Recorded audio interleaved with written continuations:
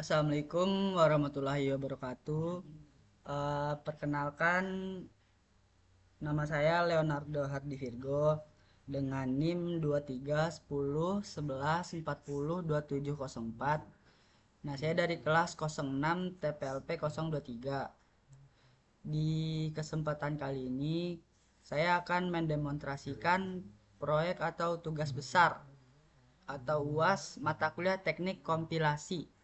Nah, yaitu pembuatan sebuah mini compiler untuk bahasa Padang Programming Language atau BPPL. Latar belakang dari proyek ini adalah menerapkan teori tahapan kompilasi ke dalam bahasa yang unik dan dekat dengan keseharian. Yaitu karena saya orang Padang, jadi saya menggunakan bahasa Minang atau Padang ya. Compiler ini dibuat menggunakan bahasa Python dengan bantuan pustaka PLY. Nah, tujuan utama adalah mengubah kode sumber berstruktur bahasa Padang atau file PDG itu menjadi deretan instruksi bytecode stack offset yang kemudian akan dieksekusi secara mandiri oleh virtual machine atau FM yang juga kami bangun sendiri. Baiklah, sebelum kita masuk ke uji coba kode, mari kita bedah terlebih dahulu file utama penyusun arsitektur compiler ini. Nah, proses compiler di BPPL ini dibagi menjadi beberapa tahapan. Tahapan pipeline. Nah, yang terpisah yang diatur di dalam main py. Nah, dia diatur di bagian sini semuanya nih. Di sini ada banyak tuh. Nah, yang pertama itu kita buka ke Lexer. Nah, Lexer itu dia bertanggung jawab dalam lexical analysis. Di sini kami mendaftarkan keyword bahasa Padang seperti nih banyak nih seperti bahasa Padang, ada mulu, itu dia nge-start, ada tulis itu dia ngeprint, nah, kayak gitu. Nah, kedua ada parser. Nah, di sini dia melakukan sintak analisis untuk membentuk abstrak sintak atau tree. Abstrak sintak tree atau AST yang berdasarkan aturan baku grammar BNF yang sudah kami rancang di file grammar MD yang di sini nih. Dia berdasarkan di sini semua. Ketiga, semantic analyzer PY.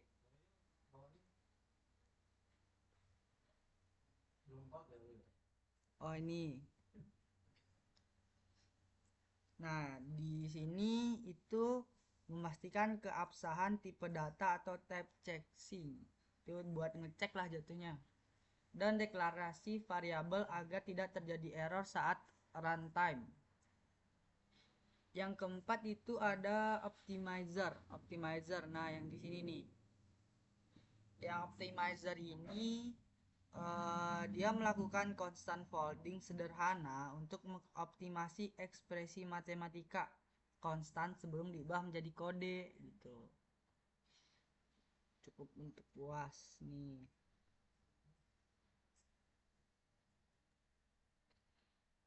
Yang kelima itu ada kode generator PY.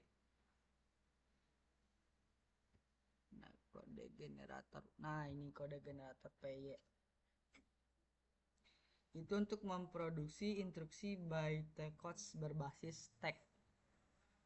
Itu. Nah, kode-kodenya seperti ini.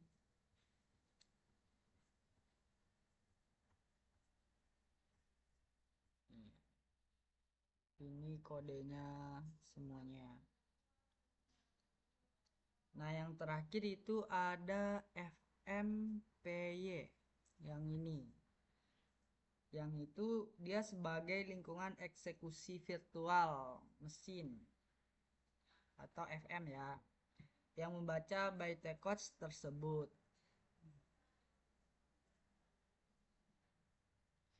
Nah, tadi saya belum ngeliatin kode parsernya ya. Nah, di sini kode parsernya semua. Ini semuanya kode Lexer juga di sini. Ini sampai 100. Di sini juga ada nih yang mulo, tutui itu bahasa Padang ya. Angko itu angka ya. Nah, jiko itu jika aja.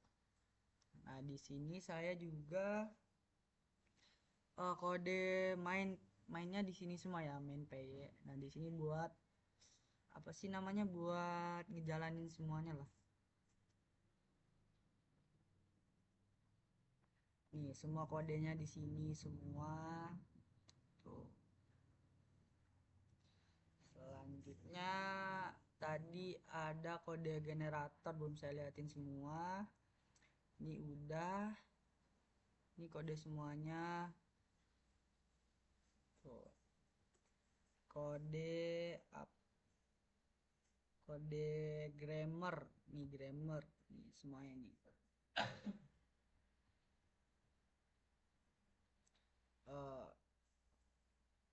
Eh, baiklah, bisa kita lihat di lecture ini. Di situ kami memanfaatkan PLY Lex. Nah, itu keyboard disimpan dalam sebuah dictionary. Jika karakter cocok dengan ekspresi reguler yang namanya variabel, nah kami mencocokkan dulu ke dictionary keyword agar tidak tertukar.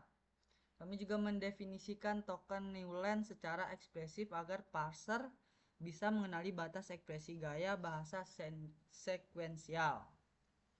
Nih, ini kelas BP. Nah, di sini dia mengubah source kode bahasa Padang atau titik PDG menjadi token-token untuk VLY. Nah, di sini ada catatan token lain tetap dihasilkan agar parser bisa menvalidasi struktur blok. Di sini string dihapus, tanda kutipnya di lexer. Nah, ini interpreter menerima value string murni. Keyword tidak boleh dipakai sebagai nama variabel. Nah, ini daftar keyword dan mappingnya ke type tokennya, dan keyword tidak boleh digunakan sebagai nama variabel ya. Ini daftarnya ada mulo. Ini bahasa Padang ya. Nah, ini artinya mulo ini artinya mulai. Tutup ini artinya tutup ya. Angko adalah angka, teks adalah teks, tulis itu tulis ya kalau bahasa Indonesianya. Tanyo itu dia tanya ibaratnya. Jiko itu jika, lainnya itu lain. Nah, gitu. Guna itu guna, bana itu benar ya, kalau salah itu salah. Habis itu udah habis jatuhnya. Nah, jadi daftar semua token yang akan digunakan ini termasuk keyword dan simbol-simbol lainnya nih. Ada interfere, number, string, plus, minus, temp, divides, asik, NE, LT, LE, GT, GE. Nah, ini regular expression untuk simbol-simbol sederhananya. Plus, minus. Nah, di sini dia mengabaikan spasi dan tab yaitu menggunakan T ignore. Nah, di sini dan dia juga menggunakan nih df inif self yaitu self lexer atau sama dengan lex.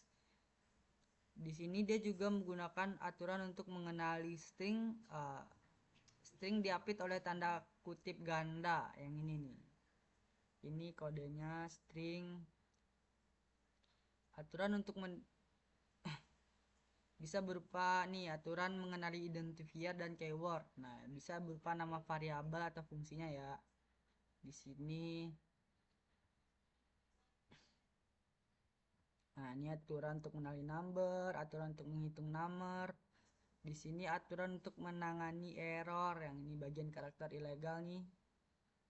Nah, di sini untuk metode untuk membangunkan lexer. Nah, di sini untuk mendapatkan semua token dari data input ya.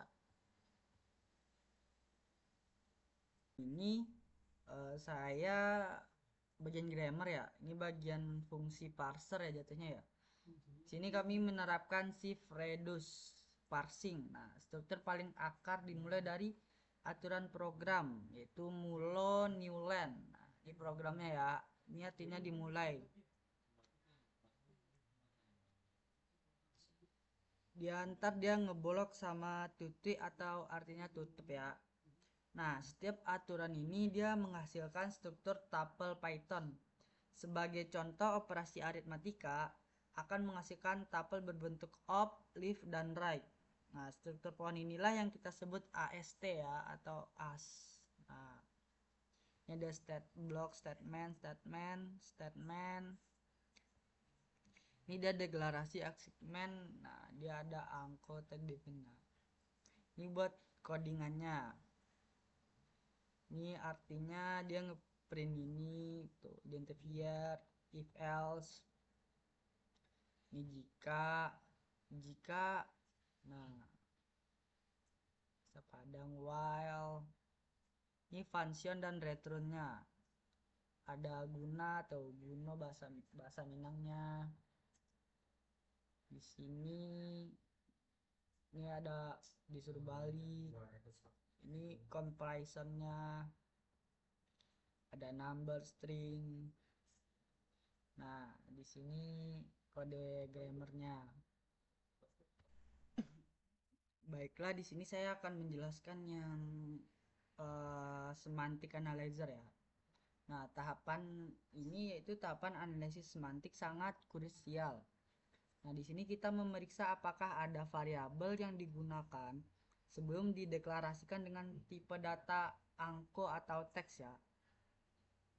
Ini tipe datanya angko atau teks, bana, salah, bol gitu. Di sini ada data kelasnya. Ini kelas semantic analyzer. Nah, semantic analysis password BPPL. Sesuaikan opsi sedang untuk FMA. Nah, dia itu global symbol table untuk variabel program. Di sini deklarasi lokal baru di dalam fungsi dianggap error. Ini codingannya.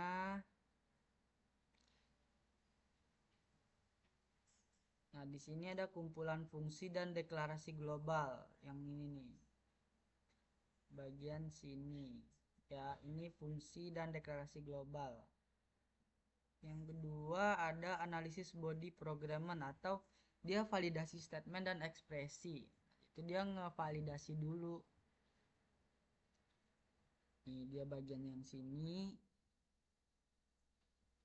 Nah, itu ada di sini juga ada izinkan overridden untuk gitulah.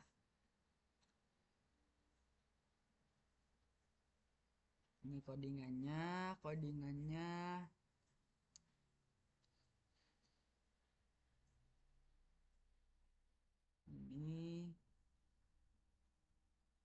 ini tipe input harus sesuai variabel ya, tapi value inputnya baru runtime.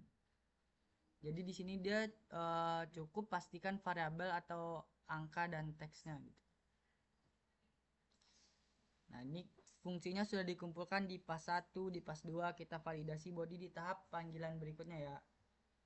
Ini codingannya. Jadi di sini ekspresinya itu tidak didukung grammar ya. Itu dia berdiri sendiri. Ekspresinya itu bisa berupa identifier gitu. Nah, jika string tidak dikenal, grammar akan dijadikan literal string ya. Nah, ini perbandingannya untuk simplicity, untuk angka, juga untuk teks.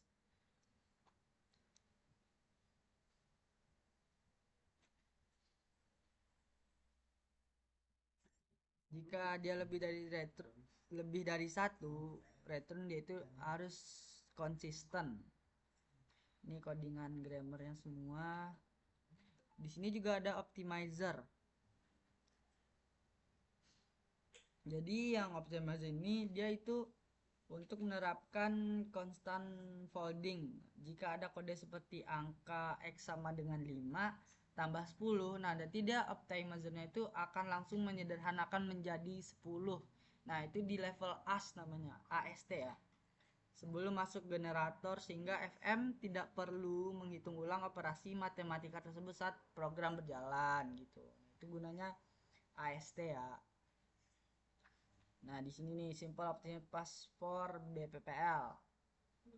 Nah, ini catatannya karena AST Anda memakai tuple up, left, right dan literal in str. Nah, ini struktur R statementnya. Ini juga expression folding Dan ini folding hanya kalau kedua IN. Ini folding kalau keduanya INT ya. Left dan right. Hasil optimasi.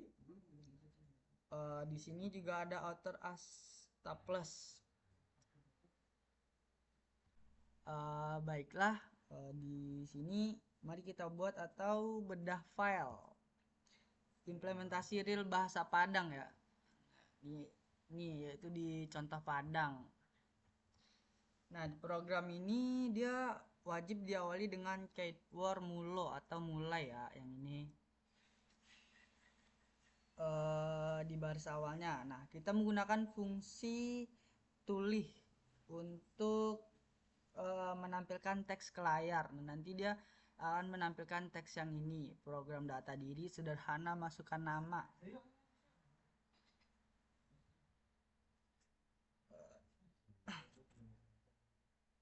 Nah, kemudian dia akan mendeklarasikan variabel teks kosong dengan kata kunci itu teks namo, atau dia meminta input pengguna menggunakan perintah tanyo namo, atau dia menanyakan nama kita ya.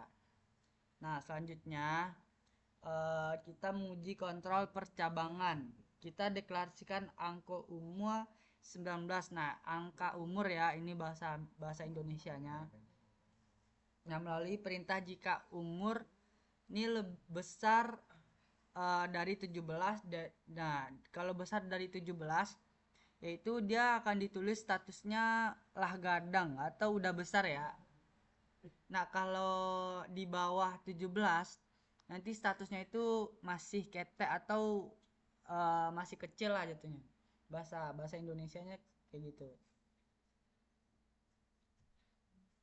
Nah, dan jika salah satu masuk blok lainnya untuk mencetak status, eh, jangan lupa setiap blok kontrol diakhiri dengan kata habis atau habis gitu ya.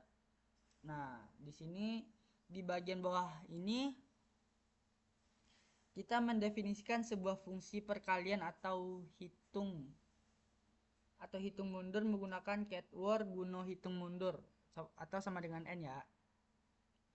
Nah, di dalamnya itu terdapat perulangan salamo n besar dari 0 itu, while n besar dari 0 itu dia fungsinya ini akan mengembalikan nilai menggunakan kata kunci balik atau balik.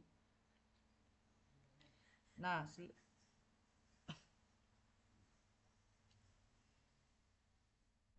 baiklah, di sini kita akan ngetes programnya apakah udah jalan apa belum ya. Di sini kita bakal nginstal PIP-nya dulu, yang bagian ini. Situ kita masuk ke terminal.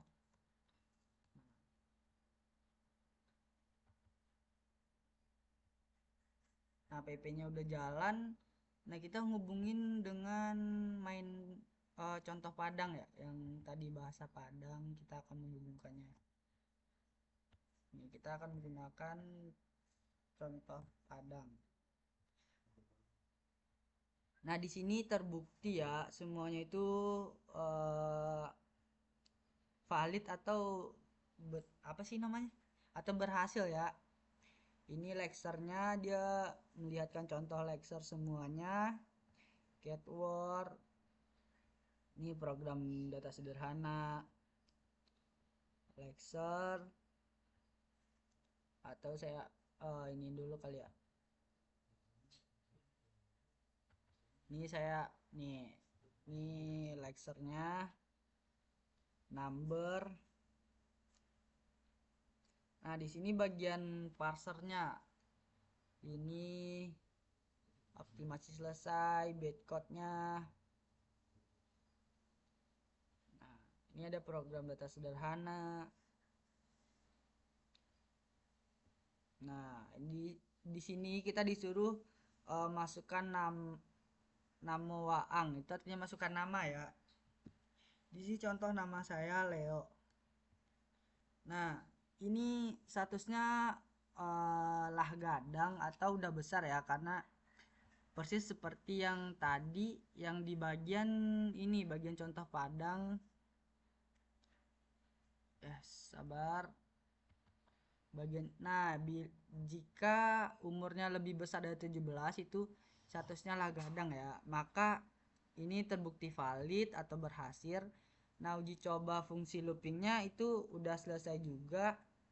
Nah, di sini coba kita tes dengan uh, parser lecture-nya ya.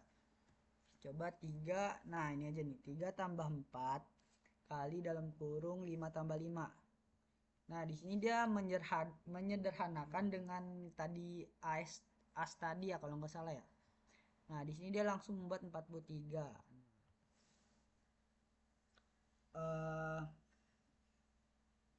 Jadi di sini semua eksekusinya berhasil sepenuhnya tanpa kegagalannya atau interupsi yang lainnya.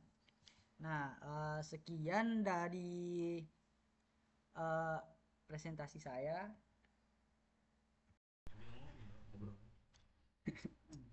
Baiklah, kesimpulan dari demonstrasi proyek saya tadi adalah yaitu saya telah berhasil merancang dan mengimplementasikan sebuah mini compiler utuh untuk bahasa Padang Programming Language atau BPPL ya.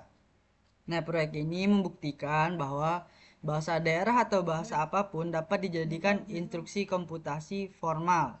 Nah, selama kita bisa mendefinisikan aturan leksilal atau tata bahasa grammar BNF yang presisi, kontrol semantik yang ketat, serta menerjemahkan ke bytecodes yang dipahami oleh komponen interpreter atau virtual machine. Nah, pengembangan ke depannya untuk proyek ini yaitu bisa berupa penambahan tipe data atau array atau juga optimasi register base yang lebih kompleks. Demikianlah presentasi demonstrasi dari saya. Mohon maaf atas segala kekurangan. Terima kasih atas perhatiannya. Terima kasih banyak.